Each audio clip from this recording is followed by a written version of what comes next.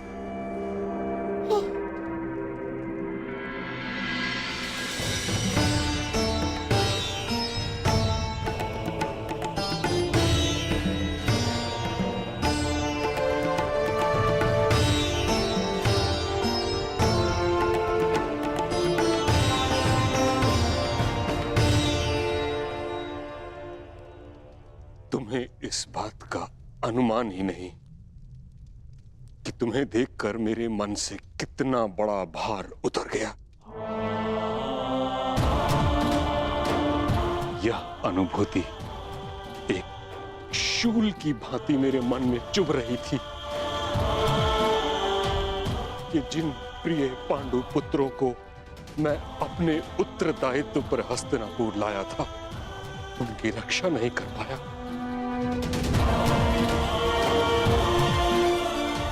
इस समय तुम सबको सकुशल देखकर तुम अनुमान नहीं लगा सकते कि मुझे कितनी प्रसन्नता हो रही।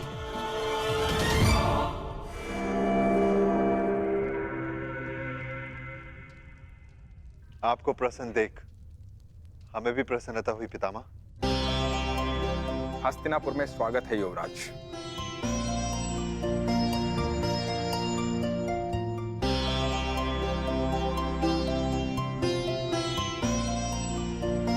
धन्यवाद विदुर काका श्री। आप हमारे साथ नहीं थे, परंतु आपकी मंगल कामना सदैव हमारे साथ थी।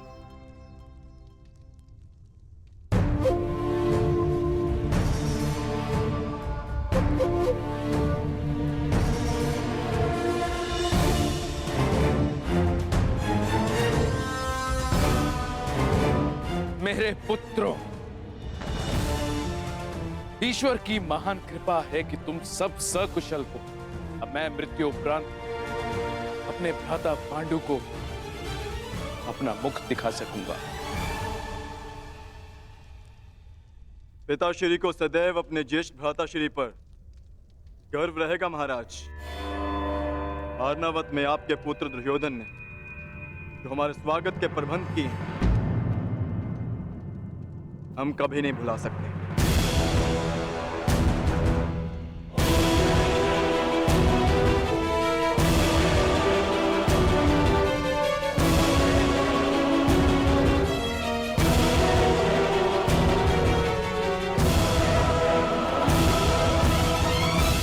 पुत्र युधिष्ठिर, एक प्रश्न मेरे मन को व्यथित कर रहा है। तुम सब जब वर्णावत की दुर्घटना में सुरक्षित थे तो हस्तिनापुर क्यों नहीं चले आए?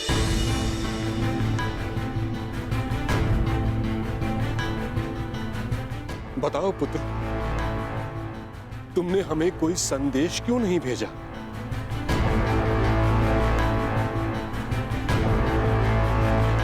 युधिष्ठिर, इतना मैं जानता हूं कि भयभीत तुम किसी से हो नहीं और असत्य तुम कहोगे नहीं।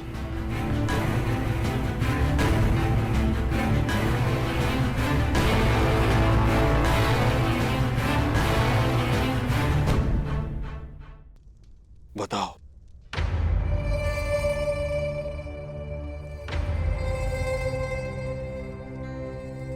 हम आपको कष्ट नहीं देना चाहते थे पितामह,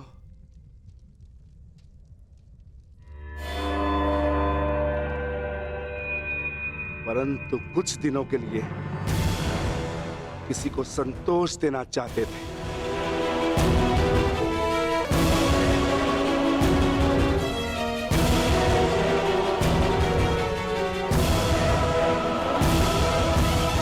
भीम का तात्पर्य यह है कि हम माता श्री को संतोष देना चाहते थे, क्योंकि माता श्री हस्तिनापुर में नहीं आना चाहती थी। परंतु क्यों? पुत्री कुंती के मन में यह विचार क्यों आया? क्योंकि मैं चाहती थी मेरे पुत्र सामान्य जीवन जिए।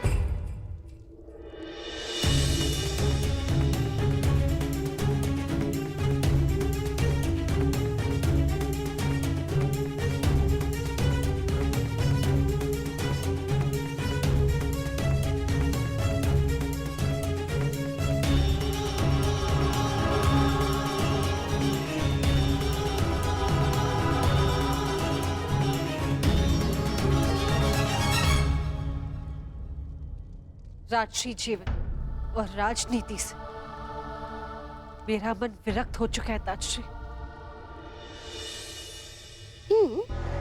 तो लौटी क्यों? वन में भटकती रहती, मन विरक्त हो गया था। पुत्री कुंती, मैं इस बात से परिचित हूं कि पुत्र पांडु के स्वर्गवास के पश्चात तुम्हारा मन विरक्त हो गया है, परंतु इस कारण तुम अपने पुत्रों को उनके प्रारब्ध से वंचित तो नहीं कर सकती। हस्तिनापुर को उसके भविष्य से वंचित नहीं कर सकती।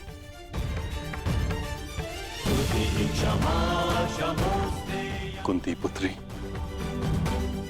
सिंह बछड़े की भांति नहीं जी सकते, उन्हें वन का राजा बनना ही होता है।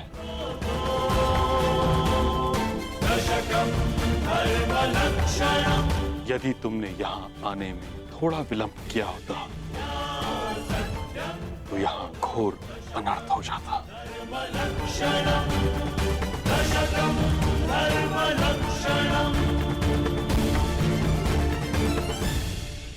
मैं अपने पुत्र को अनर्थ से दूर रखना चाहती थी, इसलिए हम नहीं लौटे ताजश्री। जब तक भीष्म जीवित है, मेरे पुत्रों का कोई अनर्थ नहीं हो सकता।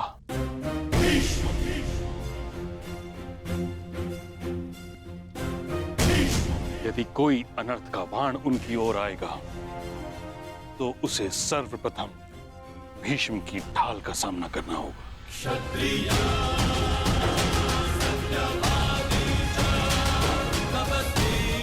अंत भला तो सब भला। हस्तिनापुर अपने भविष्य का स्वागत करता है।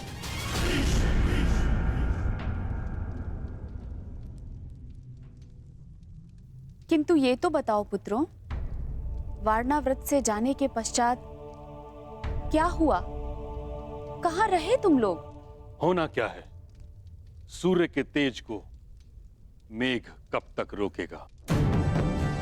अंगराज ने अभी बताया किस प्रकार अर्जुन ने अपने पौरुष और कौशल का प्रदर्शन किया।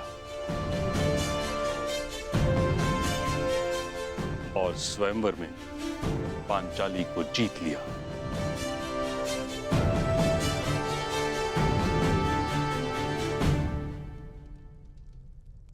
हस्तिनापुर की कुलवधू कहां है? उसे संग नहीं लाए।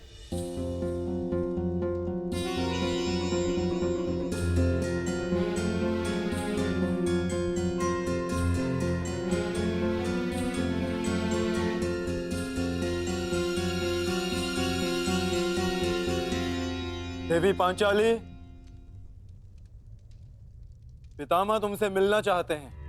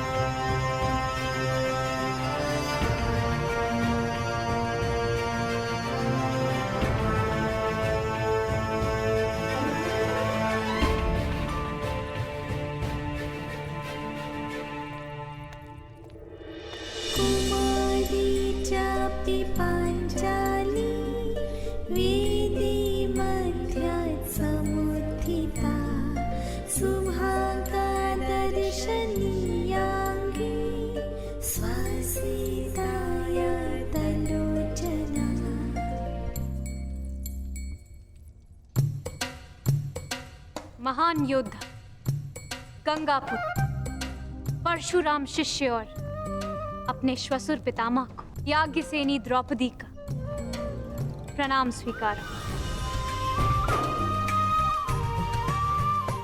अपने परिचय के लिए जिन शब्दों का चयन तुमने किया है यज्ञसेनी, उससे तुम्हारे गुण, तुम्हारा ज्ञान, बड़ों का आदर और तुम्हारे चरित्र की श्रेष्ठता सिद्ध होती है।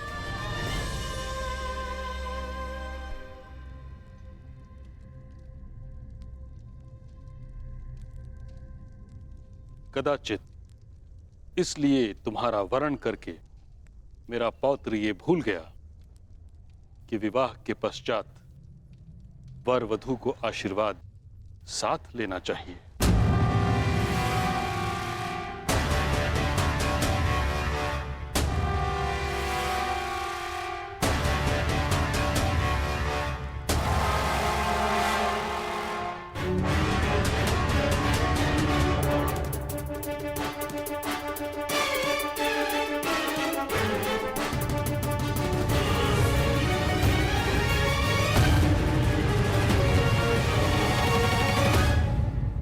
के पश्चात वर वधू को आशीर्वाद साथ लेना चाहिए।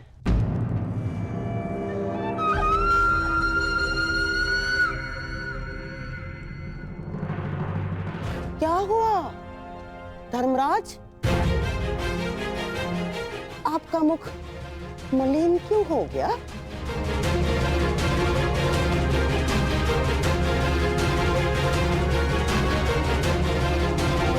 अर्थात कुछ कहना चाह रहे हो?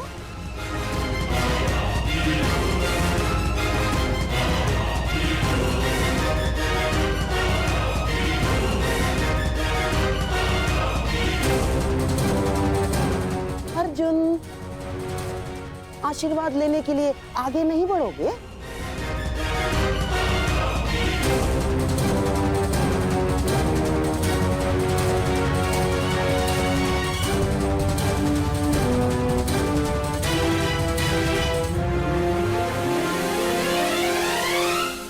परंतु पितामह,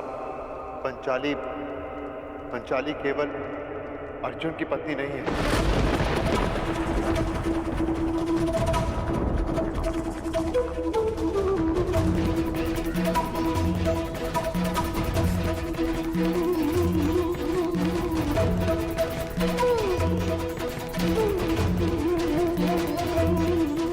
कैसा उपहास है पुत्र।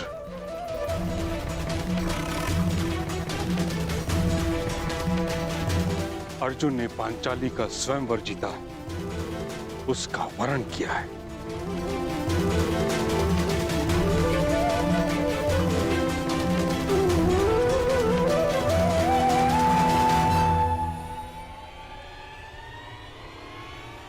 परंतु पंचाली से हम पांचों ने विवाह किया।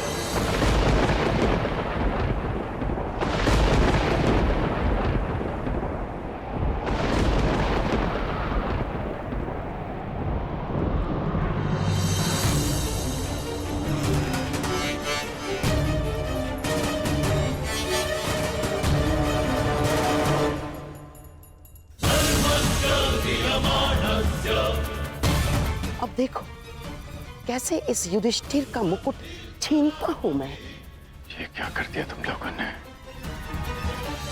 ये क्या कर दिया?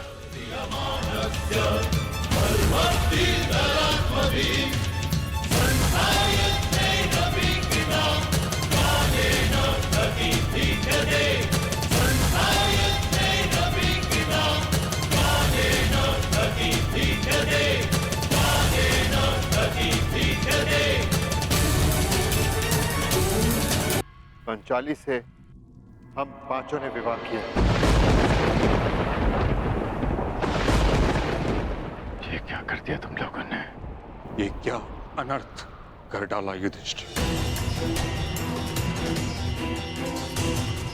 यज्ञसेनी को जब अर्जुन ने वरा तो तुम पांचों उससे विवाह किस प्रकार कर सकते हो? धन, धान्य, संपत्ति, राज्य, इन सब का बंटवारा हो सकता है, परंतु पत्नी उसका नहीं। माता की वाणी भी नहीं काटी जा सकती पितामह।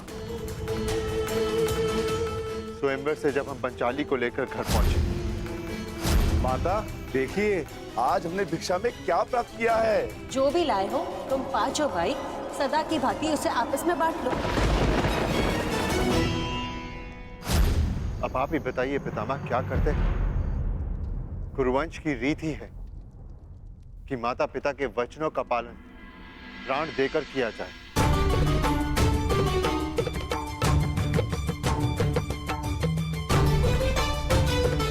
एक माता 5 पुत्रों को जन्म दे, यह नीति संगत है, परंतु एक स्त्री से 5 पुरुष विवाह नहीं कर सकते।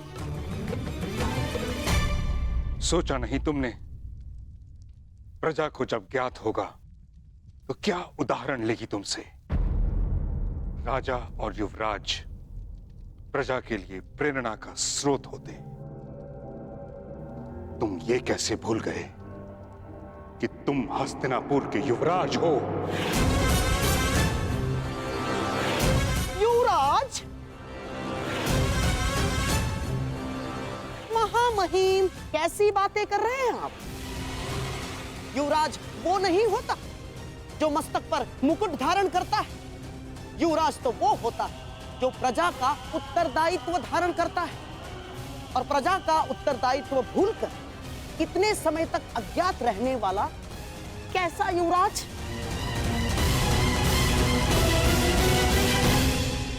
और महामहिम युवराज तो वो होता है जो अपने वश से बाहर जाकर भी एक स्त्री की मर्यादा की रक्षा करता है। और हाँ, जिसने एक ही स्त्री को 5 पुरुषों से विवाह करने के लिए विवश कर डाला, वो कैसा युवराज महामहिम? क्षमा चाहती हूँ गांधार नरेश। यूं भरी सभा में बड़ों के समक्ष बोलना कुलवधू की मर्यादा नहीं, परंतु एक पति का अपमान सहना भी एक पत्नी का धर्म नहीं। मुझे इस विवाह के लिए किसी ने विवश नहीं किया। आर्य अर्जुन के अतिरिक्त शेष पांडव भाई संन्यास को तत्पर थे।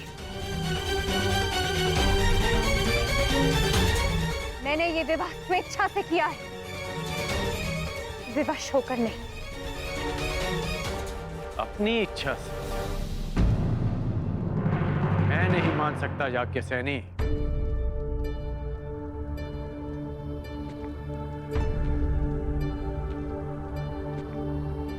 जिस पंचाली को रीति नीति पर इतना विश्वास था कि उसने एक सूत पुत्र का वरण करना स्वीकार कर दिया, वो कैसे 5 पुरुषों से विवाह कर सकती है?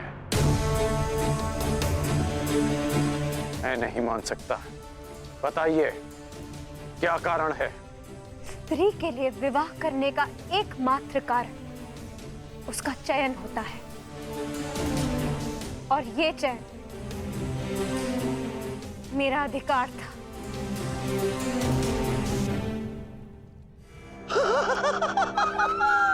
अद्भुत, अद्भुत!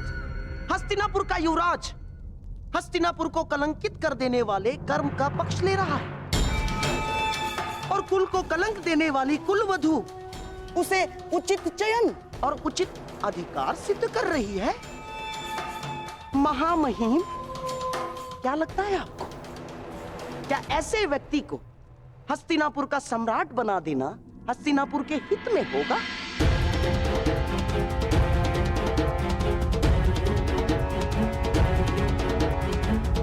महाराज, ये कर्म हस्तिनापुर के इतिहास को सदैव सदैव लज्जित करेगा महाराज।